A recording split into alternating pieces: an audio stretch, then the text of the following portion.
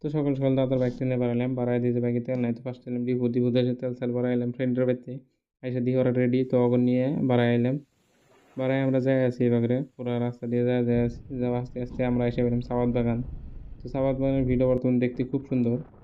বৃষ্টি টিষ্টি হয় একবারে, পাতা সাতা সব চকচকা হয়ে রয়েছে, গ্রিন গ্রিন দেখা যাচ্ছে ডাইরেক্ট।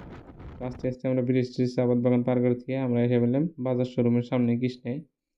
তো হেনে এসে আমরা খাড়া। তো ফ্রেন্ড ডাকলাম যে মামা ফোন মারো, পরে মামা ফোন মারতেছে, ফোন নিলে আমার ভিডিও বানাইতেছি যে আমার ফ্রেন্ডটা মিসকে মিসকে পুরো আসতেছে। তো এবার আমরা মেলা ধরে খাড়া মামার নিগে, তো মামা তো আইতেছে না আর। তো এবার কুয়ার হাতে হাতে দেখি মামা হাজির, তো মামা এসে আর বেশি দেরি দেরি না করে আমরা এলাম শোরুমে। শোরুমে এসে বাইক সাইক দেখলাম।